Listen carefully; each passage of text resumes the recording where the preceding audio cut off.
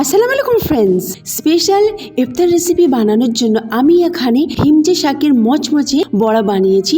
এক আটি হিমচে শাক নিয়েছি, শাকটাকে ভালো করে বেছে নিয়েছি, কচি কচি ডগগুলো নিয়েছি আর পাতাগুলো নিয়েছি, ডাঁটাগুলো ফেলে দিয়েছি। দেখছেন এইরকম ডগগুলো নেবেন। এবার ভালো করে ধুয়ে ছুরি দিয়ে ছোট ছোট করে কুচি করে নিয়েছি। তারপরে লঙ্কা কুচি কিছু মিশিয়ে দিলাম আর এটাকে ভালো করে মিশিয়ে নিলাম।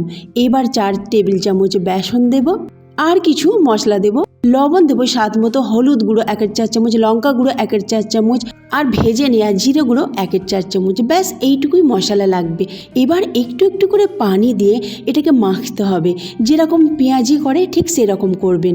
বেশি পাতলাও না আর বেশি শক্তও না। আর হাতের তালুতে নিয়ে একটু গোল করে নেবেন, অবশ্যই হাতে একটু তেল মাখিয়ে নেবেন। তারপরে গোল গোল করে নিয়ে মাঝারি আছে এগুলোকে মচমচে খাস্তা করে ভেজে তুলে নেবেন। খেতে খুবই সুস্বাদু। আল্লাহ হাফেজ।